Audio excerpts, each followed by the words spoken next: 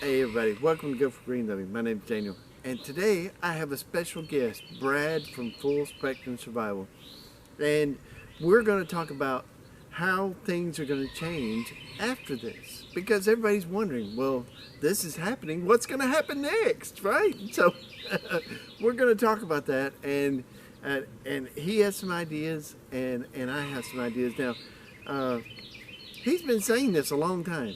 I've been saying this a long time. Something like this is going to happen, and this is not a "I told you so." It's time to do something about it, right? So that's all it's about. But anyway, here's Brad. He's going to talk first, and then I'm going to give my opinion on what I think how things are going to change when this is over. All right, Brad. Hey, Daniel, and everybody in the community. I want to thank you for having me on here and bringing up that important question of what is going to change from the way that things were. You see, this is the first time in our history we were not around and really able to determine the effects of the 1918 Spanish flu. We didn't see it for what it was. Some of us may have had it in recent memory, those in a little bit older of a generation. Some of us have done extensive research on it, but we didn't really see those effects firsthand. We weren't at an age group that could. And so this is the first time that we are experiencing a pandemic, an outbreak like this. An outbreak doesn't have to wipe 20% of the population off the planet to be detrimental to every aspect of life.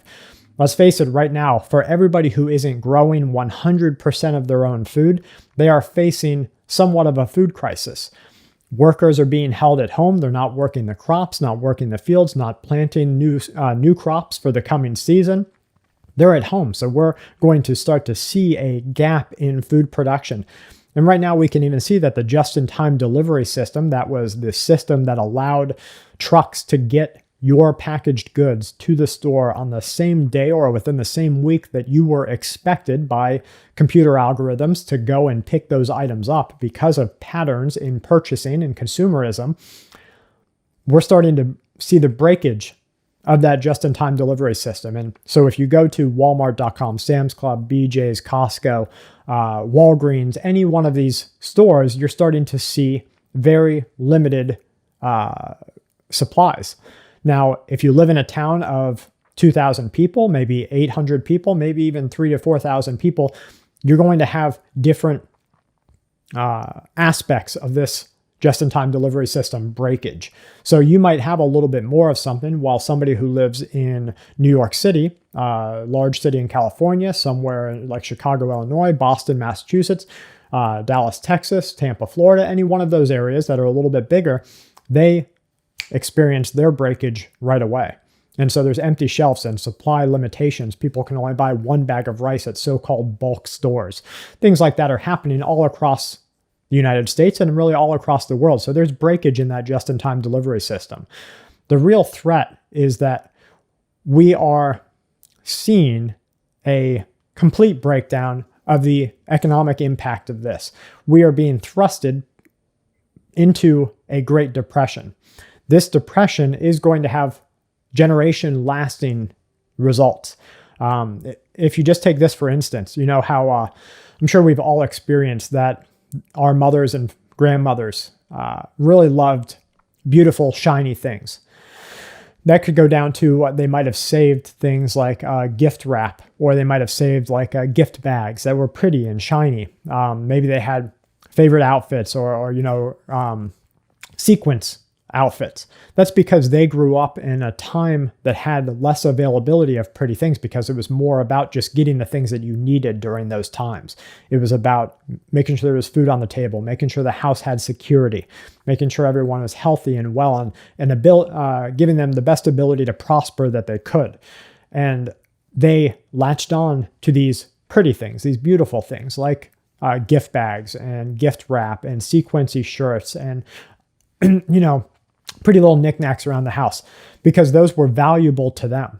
So imagine right now, what are the majority suffering from? A lot of it is food availability. Some of it is medicine availability. for a lot of people right now, and I have friends who are on this in this same predicament. They're suffering from the inability to go out and get toilet paper. They don't want to go to the store and wait in line because that gives them an unnecessary risk to catch this disease. So they try to get online and they try to not be price gouged. And so toilet paper is becoming a commodity that they are starting to covet.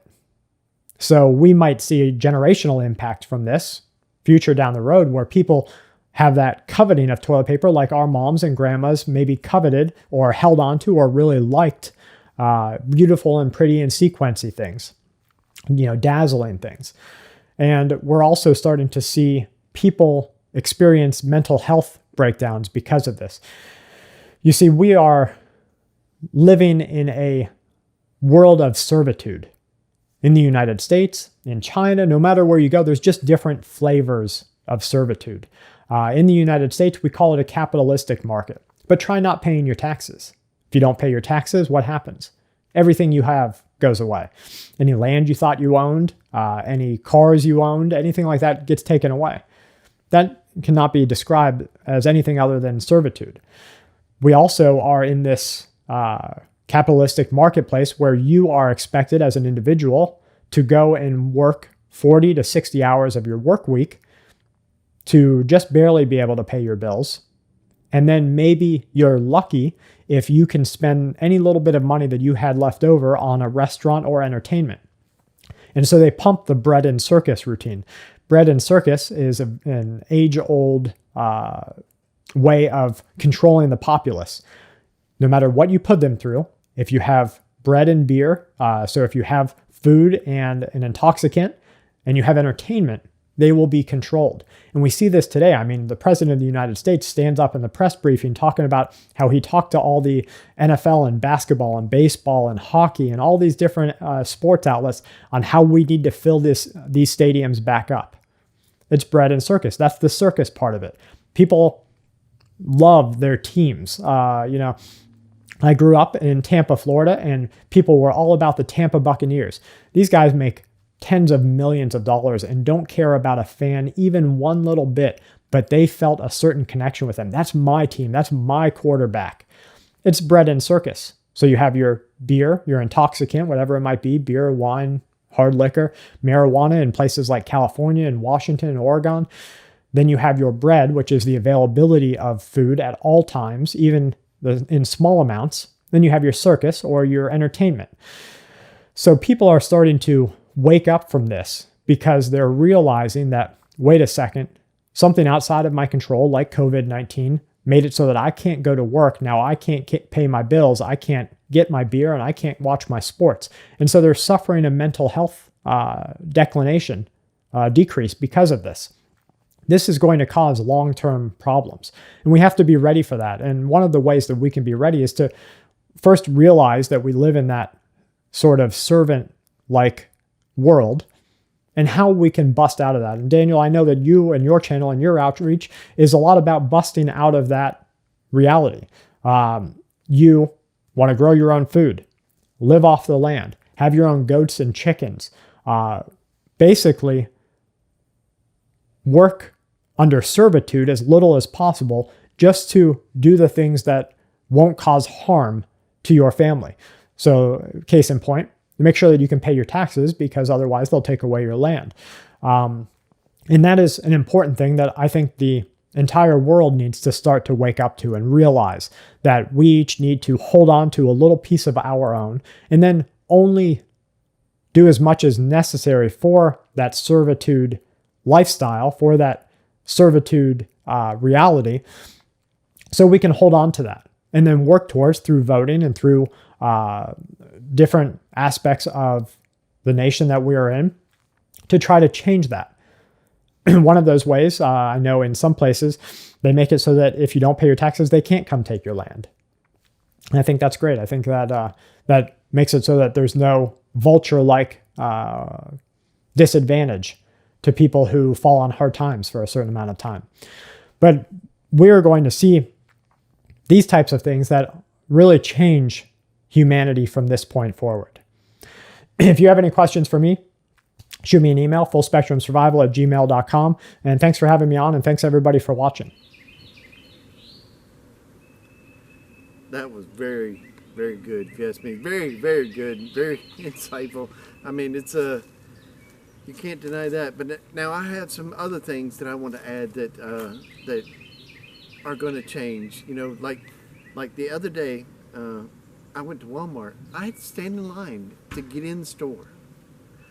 That's changed. In your lifetime, in anybody's lifetime that you know of, have they ever had to stand in line to get in a store? You know, for I imagine in New York they had to when 9/11 happened, but has it happened lately? I mean, and what's going to happen after the virus goes away for a little bit? They say it's going to come back. So is this something that we're always going to have to do? Are we always going to have to stand in line and you know, until they get a cure? And then that's another whole subject there.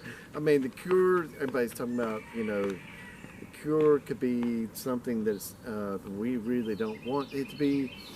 But, you know, you never know what's going to happen with the cure and what they're going to do with, are they going to still keep up the distancing and all that kind of stuff. But let me get to another thing that's changed, and this is big for me. I went to buy a bag of potatoes, and a 10-pound bag of potatoes was $8.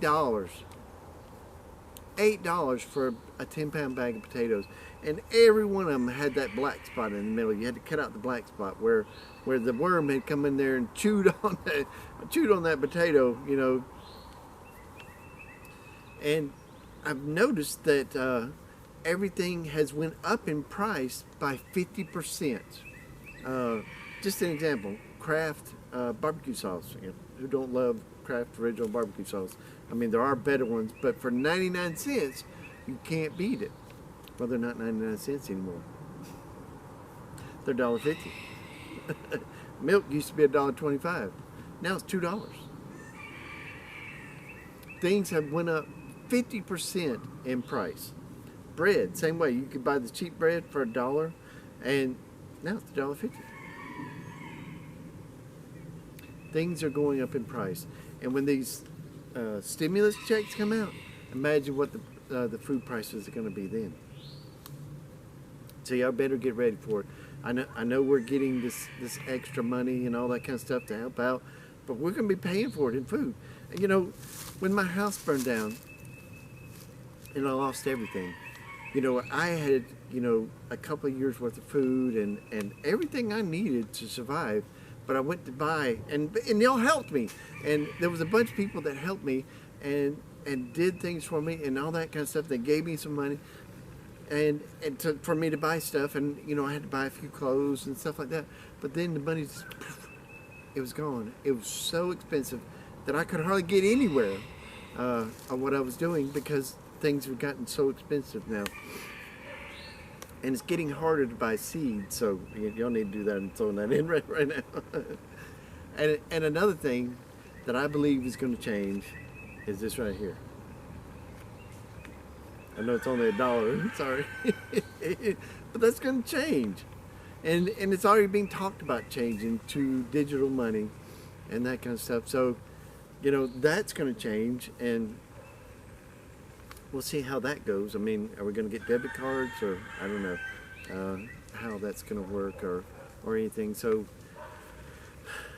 that's going to change. There's going to be so much that changes. There's nobody can predict exactly what's going to change. But the main thing that's changed, and the main thing that is out of control, is y'all are awake. Everybody watching this video is now awake. They are thinking, oh, well, this happened. I'm not going to let this happen to me again. Because even now, the grocery stores, you go in there, if you're not there in the morning, you're not going to get any meat.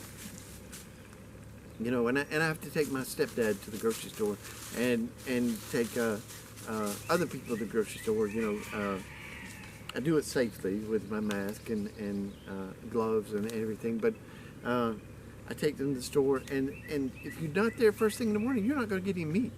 At least that's here. in my town, and we're in lockdown till April 30th, so we're not allowed to leave or anything of that fact till April 30th. And you know, this is like, you lived through this. You were in here during this time.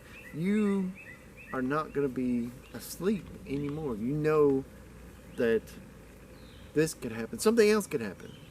Is this ever going to change? I mean, is this the new normal? Are we going to have this, the flu, colds, and this added to it? So, you know, so instead of having certain percentage of getting the flu, you know, you're going to have this added on top of it. That's the thing. You have to think about that. Things are going to change. And thank you, Brad, for that compliment about how I've been trying to be less reliant on the system, growing my own food, growing my own meat. I mean, even now, I'm still buying meat, you know, when there's meat available, and you know, and right now everything's cut in half, you know, and double the price, you know, well, 50% more on the price. And you know, the president said, oh, there's going to be no price gouging, but look what's happened. You know, they're forgetting about us little people down here. So anyway, guys, that's my rant, and I'll catch you on the next video. Thank you, Brad. Thank you all for watching, and I love you. Y'all get ready for the new norm.